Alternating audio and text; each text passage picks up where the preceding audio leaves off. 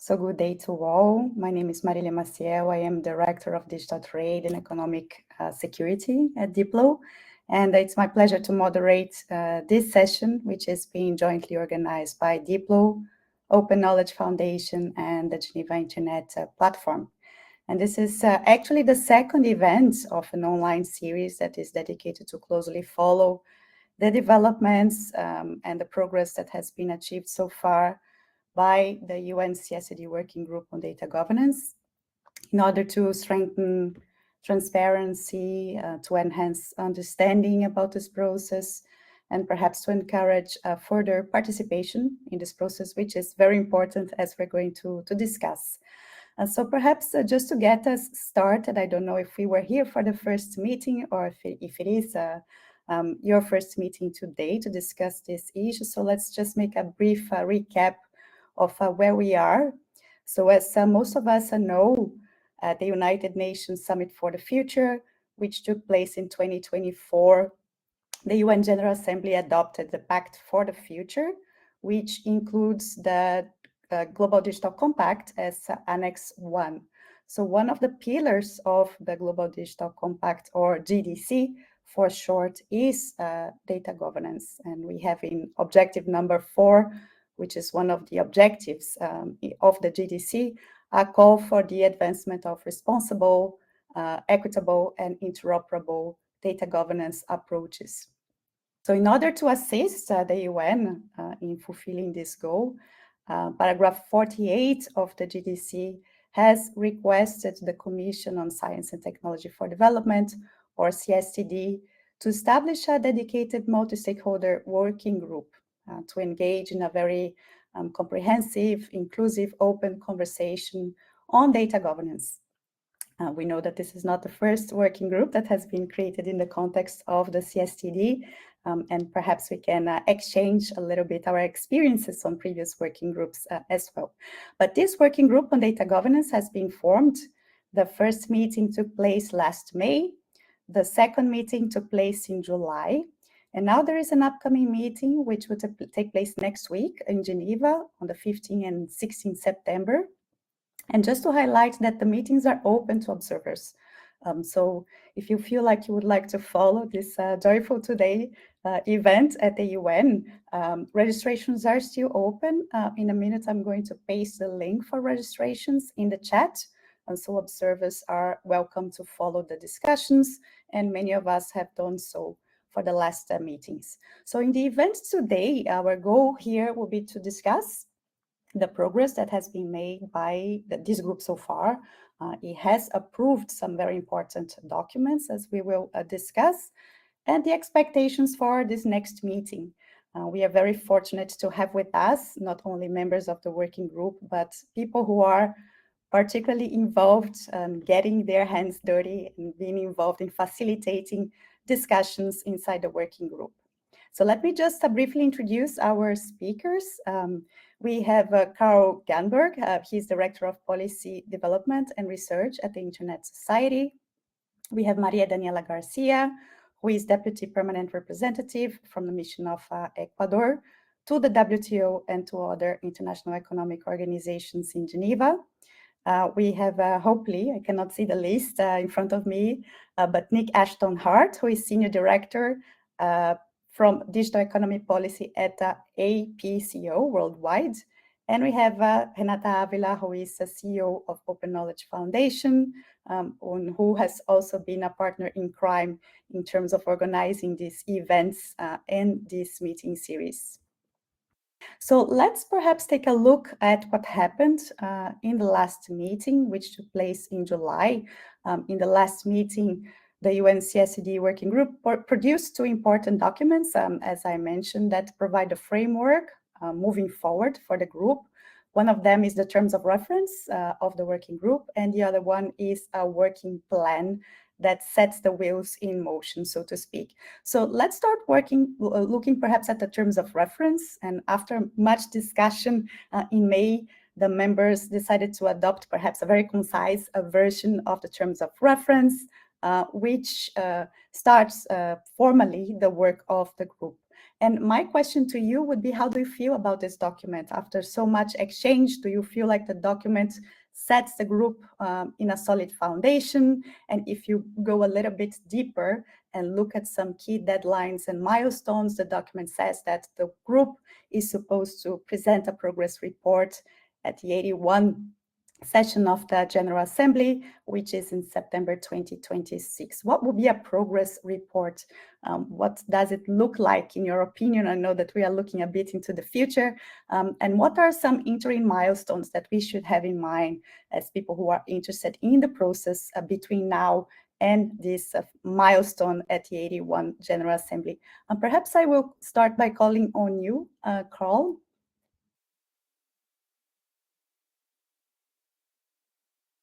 Sure.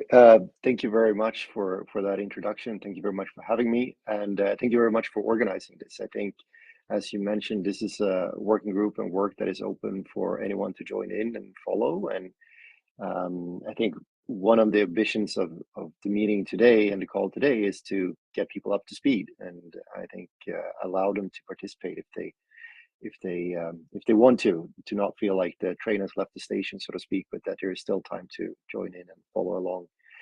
And I think that's kind of reflected in the first two meetings that we haven't progressed as far yet. The first two meetings, it took us 2 meetings to settle down on the terms of references, which I think many in the working group would have hoped we would have been done with in the first afternoon, if you will, and to be able to get into more of the substantive discussions that we just recently have started with. In terms of the terms of references being solid, I think for now that it looks like a good solid document. I think we will see to what extent they will sort of stand the test of time. But the terms of references are absolutely critical in this work, and that goes to the fact that what is not necessarily visible from the outside is that there is politics lurking in the background of this work. And that means that when you're starting off the work, there are divergent views of what is meant by data governance, what is the actual scope of the working group, what should it be delivered, not delivered, what are the types of questions that should be discussed, etc. And that's why the terms of references stuck so close to paragraph 48, which is forming the mandate of the group, for good and for bad reasons, right? Like for good reasons, it allows the working group to sort of stick to the topics that mandate sets us up to do. For bad, because it does create some path dependency in terms of how we organize our work, and I think we'll get into that. But I think the terms of references as it stands now, they're absolutely necessary to have pinned down early on, because you don't want to progress work, start delivering things, and then have those deliverables, if you will, of the group being challenged on the basis of not having been encompassed into terms of reference. So they're absolutely necessary to create some stability in terms of the conversations and make sure that what we do produce in the end is not going to be sort of renegated on, and that it does is followed. In terms of I'll quickly address the progress report, what to expect. I don't know.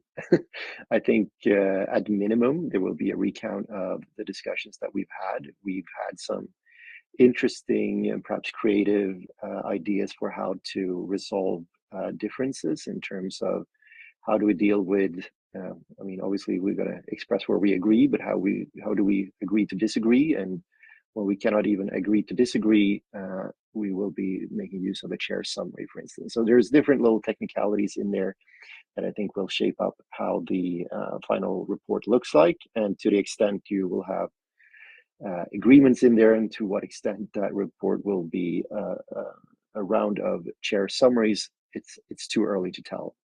Hopefully it's not too many chair summaries, because that would indicate that we couldn't really find agreement.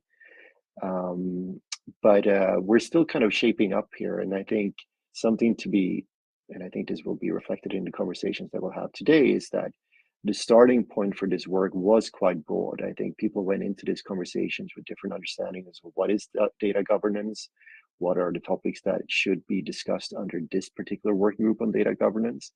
And we're kind of right now in the phase of crystallizing that a little bit in terms of having these tracks that is starting the substantive conversations.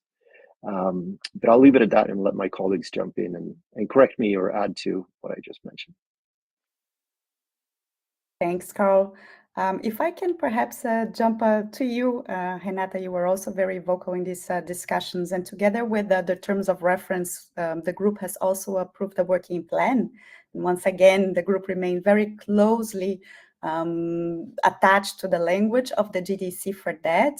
And accordingly, the group has decided to work in terms of splitting the working tracks that are in line with the topics that had been foreseen in the GDC. So the first is principles of data governance at all levels, interoperability between national, regional, international data systems. The third is sharing the benefits of data. And the fourth is data flows, including cross-border data flows. And I remember you coming into the meeting and talking about the working tracks. So why do you think these working tracks have been created? And what is your view as a facilitator? What is the rationale behind them? And how do they plan to carry out discussions moving forward? Renata? Okay, first of all, I want to say something in context for those attending the meeting who are not familiar with this kind of processes, because I came to the convening, like with high hopes, and in my mind, when the group was convened, I was thinking of, okay, this will be a super comprehensive report where we will discuss so many things. It would basically, I was thinking more in terms of a very long and detailed document. And through these two sessions that we had held so far, a reality check came. And the reality check is that this interim report that we are supposed to present is going to be very short, synthetic, to extremely synthetic. And if we're lucky, it will be presented to the UN General Assembly like something like 10 minutes. So we are thinking, we from academia and civil society and so on might have a different idea in mind on how the final result of these discussions is going to look like. And I am explaining this in context because sometimes it is more difficult to create a synthetic document with the essence of the key message that we need to send members of the General Assembly than producing a big and detailed report. And I think that explains the rationale behind the working groups, because it's not diluting or not making weaker the work of the working group, but it's just making it in such a short time, making plausible to arrive to the synthetic essence of the path forward that we want to share with the UN General Assembly. At the beginning, I was not happy with the idea of dividing it into working groups, because it is, and we have seen it now in practice, is overwhelming. It's an overwhelming amount of activity dispersed in so many different days and dispersed in different dynamics. And somehow we are coming to realize that many of the topics are closely interlinked. Like if we think about interoperability and we think of the sharing benefits of data and free flow of data, the data flows, sometimes it is impossible to discuss the things in isolation, and it is like a puzzle that if we examine only one piece of the puzzle, it misses the big picture. So now the challenge is, I understand the practicalities because of the synthetic nature, but now the challenge that we are facing with these separate tracks is how to go back to the plenary and make sense of this puzzle and I think that the difficulty going ahead would be precisely that, making it all fit and making it offer a comprehensive whole that is at the same time brief enough to fit the requirements of the reports that are submitted to the UN General Assembly, which are very, very, very short. I don't remember the exact number of pages, but it's very short. It's like something like under 30 pages, even less. So imagine all the big challenge that the Global Digital Compact is presenting, and to choose the right words, to choose and to make sure that everybody is happy with the words that we are putting forward. And the most important, to make sure that the words are not just words, but are like able to be translated into practice once our mandate is completed, is a big, big, big challenge. Yeah. So initial thoughts. I'm still not fully convinced of but it is done at the separate tracks. Now the challenge is to make each track talk to each other and make all the pieces of the puzzle fit. And one additional challenge is that already constrained countries and non-state actors from developing countries, who are like the ones with the most at stake in this process, might find even less, it might be like even less equipped to follow such a complex process than the countries that already had, like, the voice and the chair at the table, usually in the conversations about data. So let's hope that we can provide alternative spaces and collaboration mechanisms, so to make sure that the voices that matter the most in this conversation will be heard. Thank you, Renata. I have a segue question to Nick and to Daniela on this issue that departs exactly from where you stopped, which is how to make this process open and participatory. I think that a good measure was to create a consultation, which was shared with the broader community throughout the month of August. August is perhaps not the best month, at least not in the Northern Hemisphere, and some of us were out. But turning to Nick and to Daniela, which are also facilitators of some of these working tracks, how do you feel that it is possible to involve the broader community besides the consultation that has already happened? And do you expect to have new consultations coming? And what is, in a nutshell, the gist of what you're going to take back to the meeting next week? Perhaps also bridging also the discussion about the meeting in May and the upcoming meeting. What are you going to report back? What was your first feeling from this first consultation? Nick, please. Okay, thank you for the question and for hosting this. Actually, we need more opportunities like this to reach out to the people who are not in the room. Well, firstly, you should know that I think all the co-facilitators, even without comparing notes to each other, we all realized we couldn't just have a consultation running in August, because so many people would come back and not even know that their chance to comment was gone. So it will get extended. It's a question of, will it get extended to the end of September or a month after the next meeting, which would be mid-October? My preference is for mid-October, because September is crazy. So people have to deal with hunger in New York, like your life is just eaten. But anyway, people need a reasonable amount of time. These are all complex subjects, and the General Assembly handed us an ocean to boil, candidly, with this. And they handed it to somebody else, because I was part of the GDC negotiations, because they couldn't agree on what to do. So I'm a little more optimistic than Renata is on this. We don't have to produce a final report on an ocean to boil. We have to provide an initial report and at least give the General Assembly some ideas of what they could ask us to do or others to do to take things to the next stage. So there will be areas where we won't be able to agree.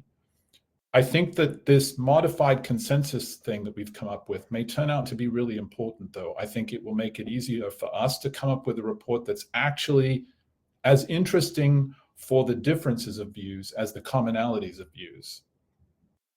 And my hope is that in some other formats, they would use something similar for consensus instead of what is happening now, which is it's just a way to veto things that different interests don't want in the report, whereas we're making a faithful effort to actually reflect differences. So I actually have some hopes. I don't think that, like Carla said, I don't think the whole report should become like he said, she said, because that's not useful either.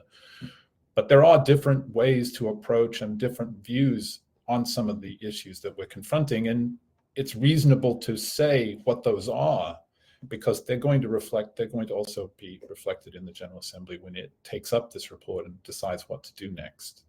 So I would be, if we were asked for a final report, I would say, well, like, there's no way in the time allowed we can do a final report on all these subjects. So at least we don't have to boil the entire ocean. We may just have to boil a couple seas and point the direction for the rest of the ocean boiling. Nick, perhaps before I pass to Daniela, can you just explain to those who are not following the discussions in the group what the modified consensus is? Because I think it's quite an interesting point. So yeah, so I was part of the working group on enhanced cooperation, which couldn't agree in the end on a final report because of a couple of sentences. And we didn't want that to happen this time around. And so what we ultimately hashed out is there would be things that would be agreed by consensus. Where we couldn't agree, we would agree how to reflect the different views by consensus. And if we couldn't do that, then the chair would do from his perspective, a very neutral recitation of here are the differences that the group had. The group can comment on his report, but ultimately it will be up to him. And critically, instead of burying things in an annex, the differences would be reflected in context in the report where the issue is actually addressed. The other aspects of the issue are addressed. Because of course, this is the other problem, is if you try and say, okay, well, we're going to put an annex, we're going to put everybody's submissions in there, or we're going to put in, you can say anything you want. No one reads that stuff. Like it doesn't get read. But if it's in line, then people will see, okay, I see this was so contentious, the members couldn't even characterize their different views. The chair had to do it. That's actually, I think, useful for the reader to understand. And in the cases where we can agree how to reflect our differences, that's also a useful signal to the reader. So I am quite hopeful that we will actually have a substantial report because we have these safety valves. And there's now no incentive for somebody to hold up the entire report anymore. I think it would be very difficult to see somebody saying, well, we can't adopt a report at all because of this one thing I want over here. There would be so much pressure on them to say, no, like we need to reflect this as a difference. Yeah. So that helps us actually come to consensus on things in a way that the veto system would actually prevent. Daniela, of course, being a WTO negotiator, she and I participated in many conversations where consensus was really a veto. Daniela, let me bring you into the conversation.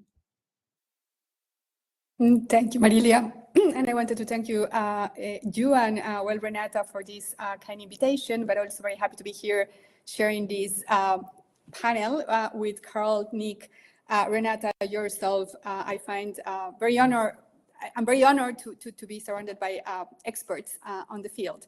So just bringing this side of the expertise needed to tackle this important issue, I think the multi-stakeholder working group on data governance brings a unique opportunity. It's the first time that I'm working, and I have worked in other expert groups, but it's the first time that I'm working with stakeholders as part of the conversation.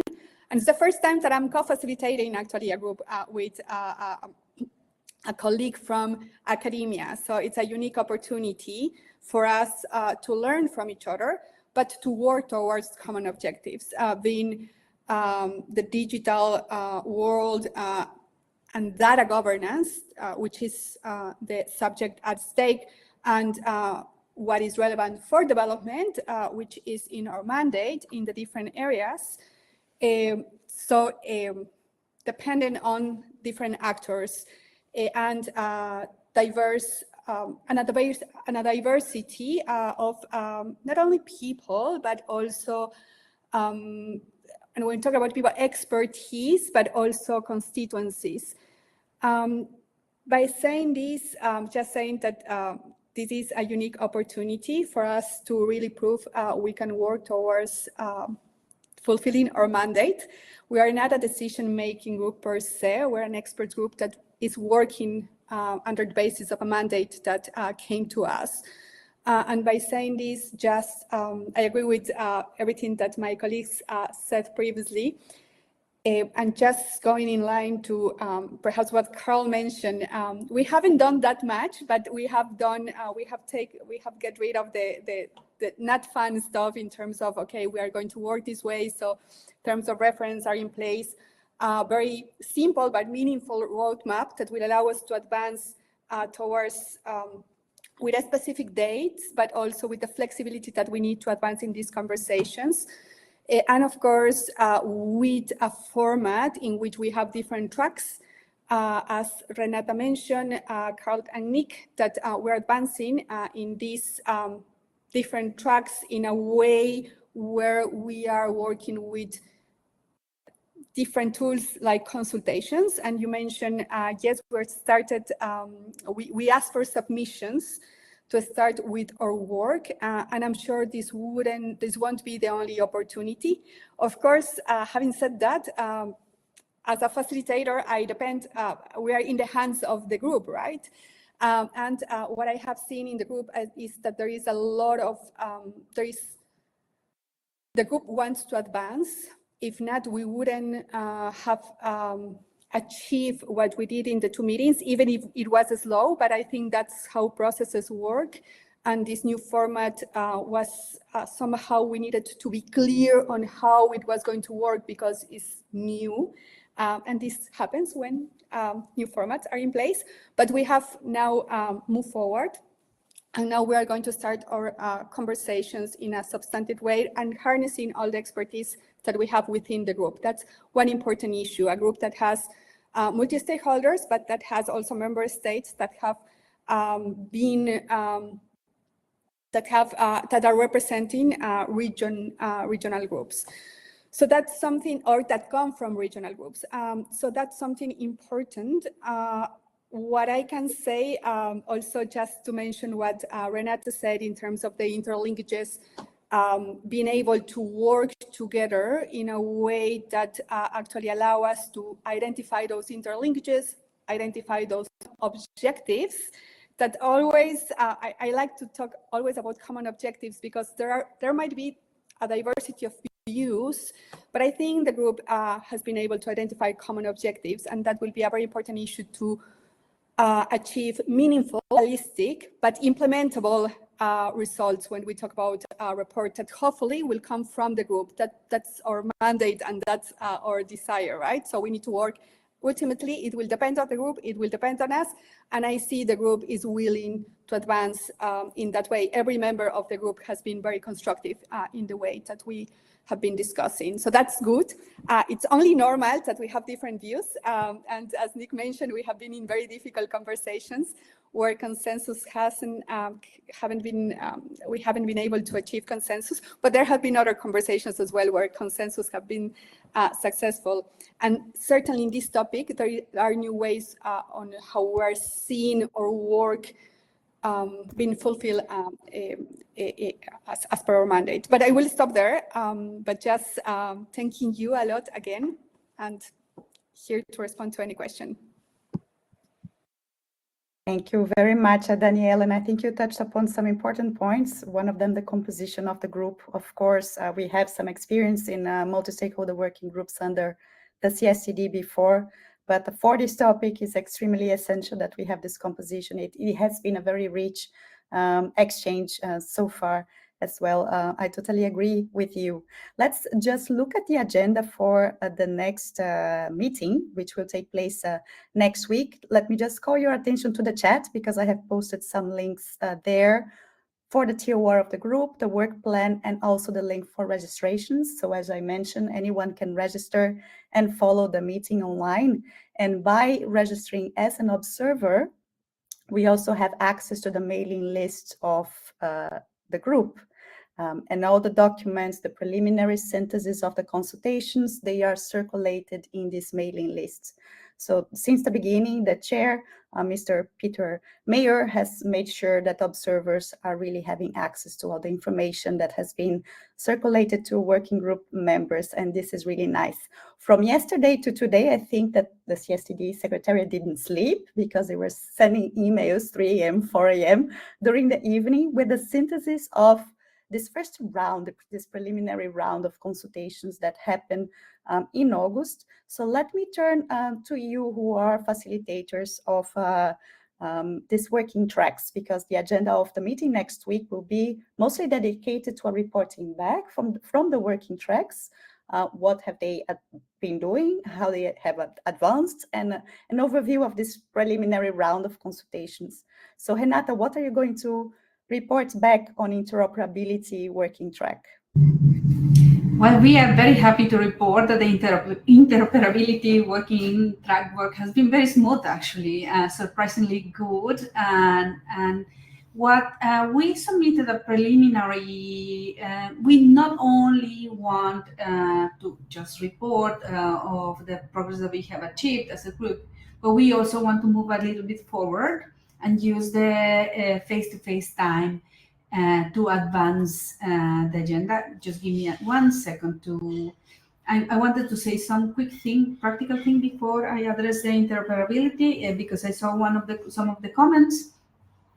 Something that it can be a resource that actually Diplo and Open Knowledge Foundation can put together that will be useful is a calendar that people can subscribe to.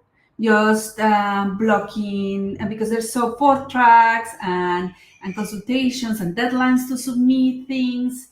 Perhaps we can keep a calendar that people can subscribe to so people know what's happening next, because the deadlines are quite confusing sometimes, and that will help everybody know what they need to submit next. For the next meeting, I'm just looking for the proposed agenda that we submitted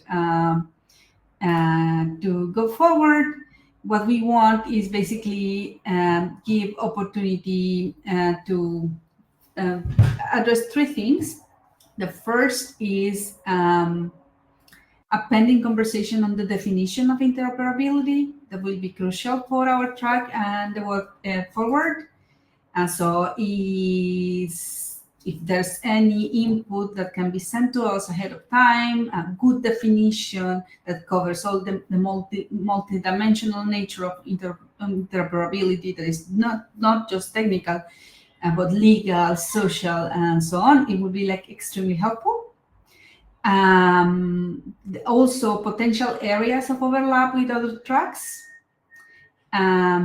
We will also address the challenges and risks that we want to that we see of interoperability, and practices in general of interoperability.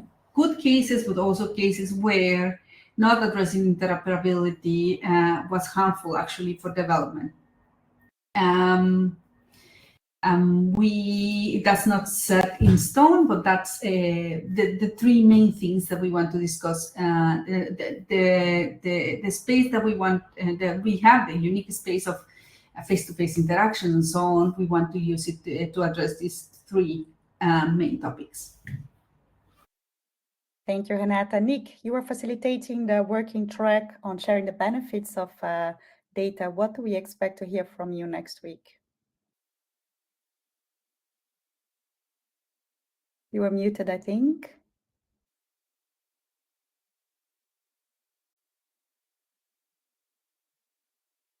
Sorry about that. Yes, I mean, next week we're going to go over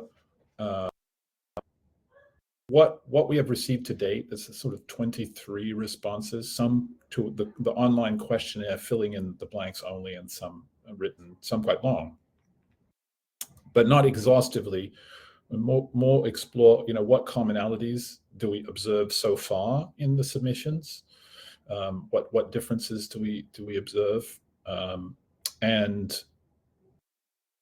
because the consultation is still open, because people can still put their comments together, the synthesis paper that we're working on with the Secretariat really isn't sort of the beginnings of a report or anything like that. It's going to be more simply here, we received these many responses to these questions, and for each question, where there's some observed similarities, where there's some differences, and then we'll once we have a full set of responses, then we can finish that up and then start working on preparing a report based on what we have seen, what we have been sent. So I expect it will be a kind of an exploratory conversation on the key subjects, and the objective also is to make sure that we have 5 questions. One of the questions is, are we missing a question? And so far we have gotten responses, but the responses we've gotten to that question haven't been additional questions. They've been comments about the report as a whole. So because ideally you can't do everything, so we came up with 5 questions that we thought were broad enough that you could discuss most things, but that then there would at least be a lens through which to look at how to develop the report and what themes that section of the report would be about. So if we get agreement on that, I think that will be good. And then the question is, what do we then still get from those who haven't responded yet? Thank you, Nick. You mentioned that the questionnaire is still open, and it's one of the things that I hope that the group can harmonize, because some questionnaires are open, some questionnaires have been closed, some groups are talking about extending the deadline to September, other groups to October. So for us who want to participate and contribute, it's a little bit confusing. I hope that we can come up with a unified calendar between the groups, although I understand that perhaps they are at different stages in terms of their work and how much they managed to elaborate.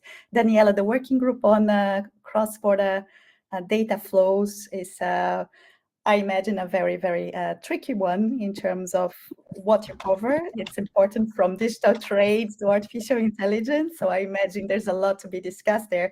Where are you and what are you going to report back next week?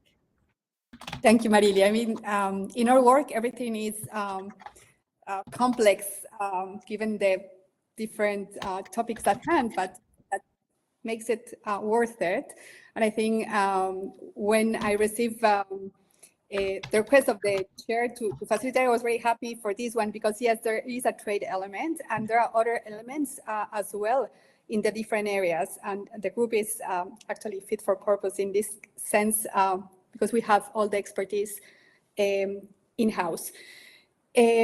So one thing, same in the line of what was mentioned by Nick, we don't have still a synthesis that can reflect the plethora of information that there is on data flows, including cross-border data flows. And the mandate for the working group is to develop options for safe, secure, and trusted data flows, including cross-border data flows, when we talk about data governance, as relevant for development. So it's very specific, it's very focused, but that means that we need to start on what exists in terms of broadly set measures, or what exists in terms of mechanisms that are acting, that are set to accomplish these objectives, facilitate safe trade, secure data flows. So that being said, what we did is what you know already, and you have mentioned, and sorry to repeat that again, but what we did is call for submissions with very simple, broad questions to get all the information that we need for the group to know what is in there. Of course, the work will evolve, hopefully, into an analytical mode, but we need to make sure that we have the right, not only quantity of information that we need, but the right information, meaning feasible data, when we talk about what we're going to analyze. So by saying that, I hope we have a meaningful discussion.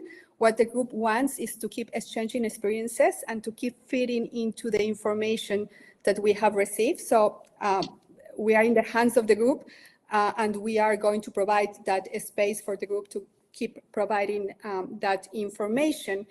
And another thing that we have requested the group to do and to advance in an organized way that is the structure. And as you have mentioned, Renata, we need to have, of course, deadlines, and we need to organize our work in a way that the process can support a meaningful discussion. So we have also requested the group to let us know what they see as outcomes, outputs from each meeting. That way we can work towards those outcomes in an organized way. We have sent questions to the group, slightly modified based on a consultation that we have by virtual means in August.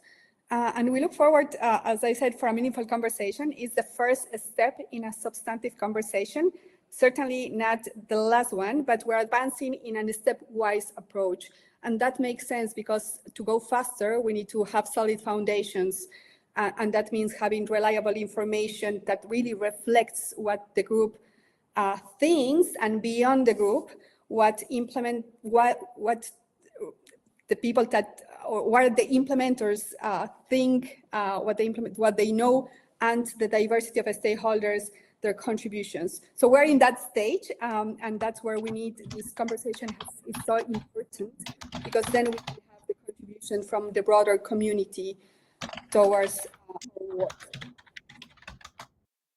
That's what we're going to discuss, and hopefully also set the agenda for the November meeting in a forward-looking way. So substantive discussion, next steps, a structure, a stepwise approach, and structure organization of work that can hold a process that can hold a meaningful discussion towards realistic, meaningful, and of course, implementable outputs. That's what we can do. Thank you. Thank you, Daniela. Carl, let me turn to you. I know you are not facilitator, but I think I saw your name in working track 1. If you were in the meeting, is there anything that you can report back? Or if it was my mistake, let me ask you, looking at this process and hearing from the facilitators at the end of the meeting next week, what would make you think that it was a successful meeting? What are your general expectations? How do you want to see the group at the end of the meeting next week and say, okay, we did a good job and we have a good foundation to move forward into the next round of intersessional work? Carl. Yeah, thank you. Yeah, as mentioned, I'm not a co-facilitator, but I am a participant in 3 out of the 4. I've lurked in NICS, but I haven't been that active in NICS working group, but I follow 3 of them. So I think, first of all, I really want to emphasize that I think the co-facilitators have done a really good job in the time that we've had in trying to coordinate input, try to synthesize the material, and try to find sort of what should the topics of conversations be. And understanding why that is a challenge, I think, comes back actually to the terms of reference and paragraph 48, because these working tracks are a little bit artificial in the sense that we needed to start somewhere. And those working tracks reflects what was described in paragraph 48. And they are helpful starting points, but you also realize that there is a ton of overlaps between the different tracks, right? You can think about them as kind of attacking the same issue or similar issues just from different angles. So working track 1 that I've been the most active in, I would say, is around principles for data governance. Second track is around interoperability, and then the third about sharing benefits, and then the fourth one around data flows. And I think the sharing of benefits is kind of easy to kind of separate from the other 3, but the other 3, there's very clearly a lot of overlap between them. So it has been helpful, though, to have those separate tracks, because as mentioned, they're kind of creating 3 different angles of attack to the same topic, if you will. But it also means that I think going forward, we need to figure out why do we keep these 3 tracks? What is the added value of keeping them separate? Is there value in consolidating them, or effectively just making sure that they don't just become parallel work streams about the same thing? So in terms of my expectation of the next working group meeting and what I think would be a good outcome is I think we need to set the expectations, right? And if we're able to narrow down the scope, either by narrowing down sort of the specificities around each track so that it's a bit more clearly defined, what are the topics that we're going to discuss in track 1 versus track 4 and versus track 2, for instance. I think that would be one small step forward of just concretizing and streamlining and having us a bit more focused so that we don't create these overlaps. I mean, when I'm looking at my contributions to those 3 very similar tracks, my contribution so far has been quite similar along all 3 tracks. And that's sort of why I think we need a little bit more focus. So I don't need to, follow 3 processes unless it's actually necessary for me. And I think that goes a little bit actually to the capacity issue that Renata was mentioning, that when the lines are a bit blurry between what's being discussed in the different tracks, it forces you to follow all tracks rather than being able to exclude and, those topics I don't have the expertise in, or in those topics I might not have a great interest in, and I can focus more on track 1 and 2, etc. So I think it's actually necessary for stimulating more participation to clarify those tracks, and to the extent possible or needed, consolidate, whatever it might be, but something from the next meeting that help focus it, either if it's within tracks or across tracks. I think that would be very important, and I think it should honestly be seen as a success, because that will set us up for the next iteration of consultations and be able to refine and get more into the substantive issues. Thank you, Carl. And you touched many important points, but also 2 words that are very used in the UN system, which is synergy and overlap. So yes, there is a chance to have overlap between the working tracks, but I was also wondering about synergies and potential overlaps with other processes going beyond the working group, looking at the broader internet governance landscape. For example, the WSIS Plus 20 Zero Draft just came out. It mentioned the importance of the working group.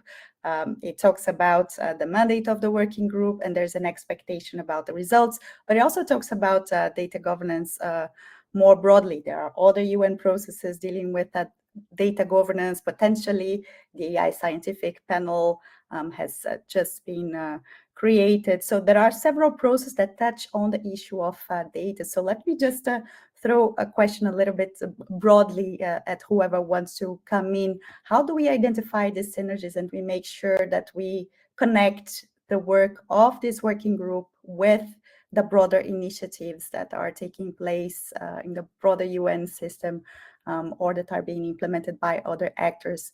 Is it something that the working group is starting to think about and discuss how to build these bridges, or is it a little bit too early? How do you see that?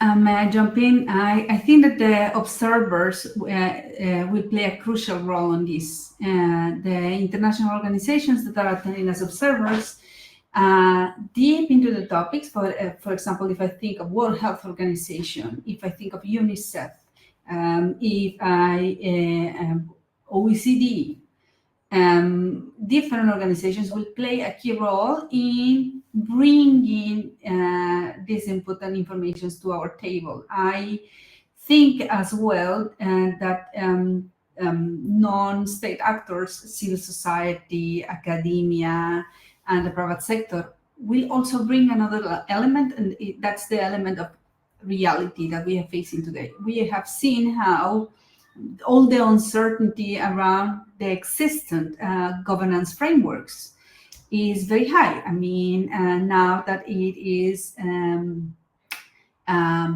or not having certain protections becomes leverage for getting harsher tariffs, for example. It's a reality that we are seeing with the big actors globally, and how trade and other political situations have been, like, all the gains in data protection, for example, all the gains in having robust consumer protections on the data that is collected and so on, are not as resilient and are not as permanent as we thought. So I think that it's a combination going forward. Is not only it will not only be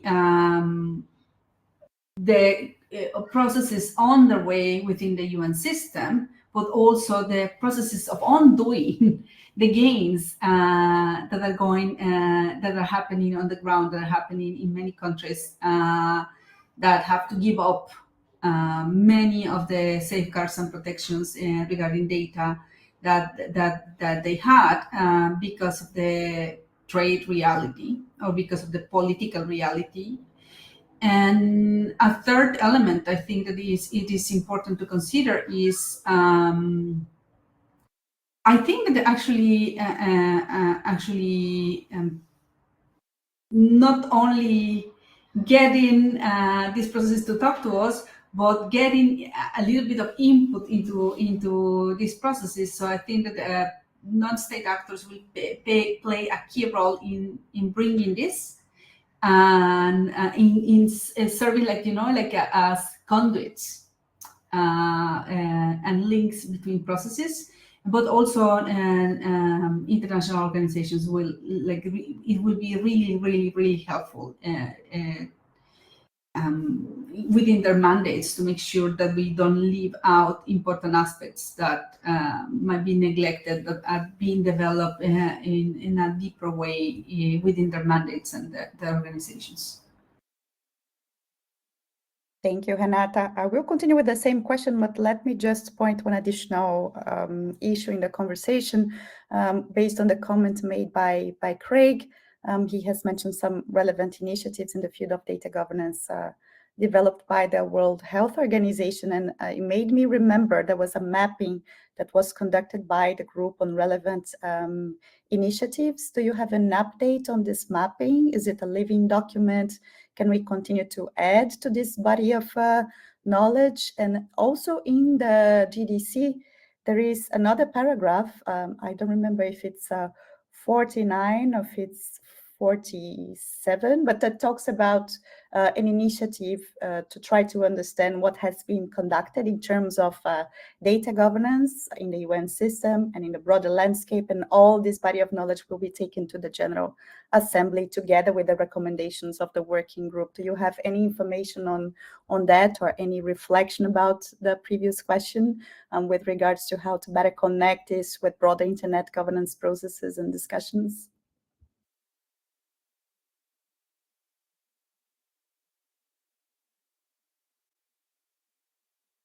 I can give it a go. In terms of still receiving input, I think that's still possible. I don't think we set a cutoff point for when we can, identify additional frameworks like that. So I would definitely encourage Craig to submit this and send it to the Secretariat.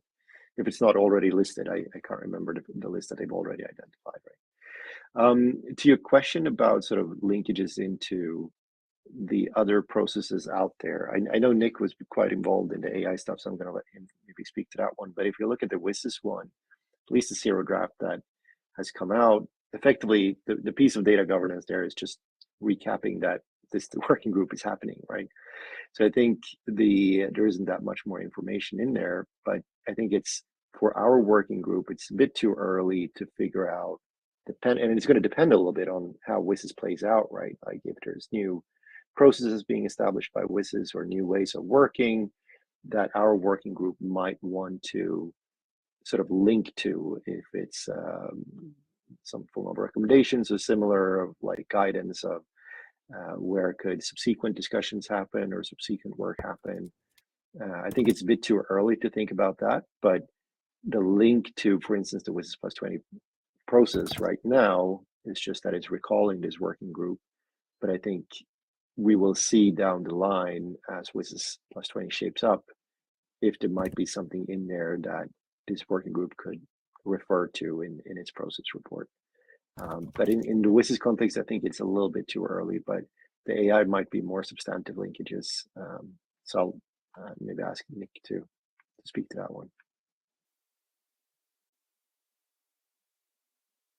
Nick, I know that you had also experience in the negotiation of the AI track. How do we make these connections in your view?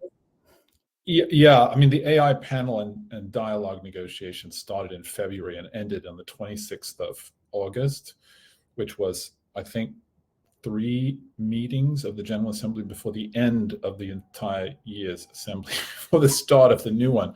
So it was very difficult. I think the governance dialogue, which will meet immediately before or after AI for Good in Geneva next year for its inaugural session.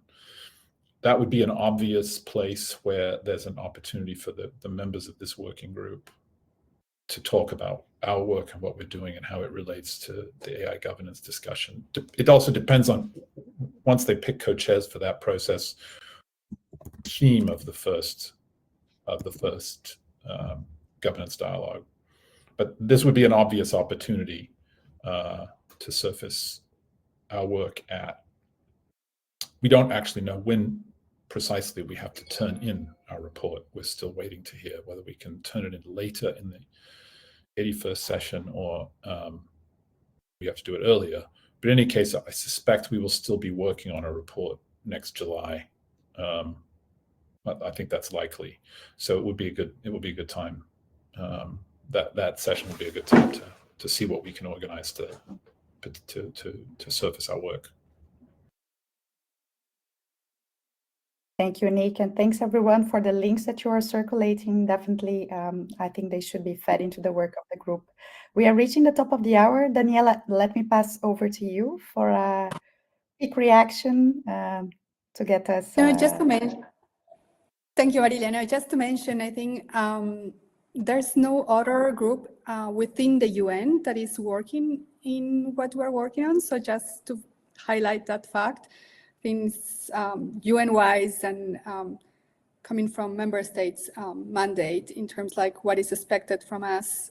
I think we're the only ones working on this. Of course, there is a lot of opportunities, interlinkages, and data governance is such a broad topic, also related with other areas. Just I liked what Carl mentioned in terms of focusing, and that I think is narrowing. We talk about narrowing down, but focusing our work will be important as we advance. So that will allow us to really advance in a way that is not only pragmatic, but is conducive to achieving and fulfilling our mandate. So focusing and while recognizing also the interlinkages with other processes and how we can harness those interlinkages will be a challenge, but that's something certainly to take into consideration, not only amongst the 4 set of co-facilitators, and I'm taking Carl that back to the meeting with the facilitators that Nick mentioned we have, so how we can do that in an organized way, but focusing while recognizing those interlinkages will be certainly a challenge, but a good thing to do. Just that. Thank you, Daniela. Thank you very much. Let me take the opportunity to thank all of you who stayed with you this moment, to thank Carl, Daniela, Nick, Renata for joining us today and for sharing their experience and knowledge, and hope to see many of you as an observer next week. And if not, we see again in the next debriefing about this working group to stay informed about what's to come next. Thank you very much. Have a good continuation, everybody. See you next time.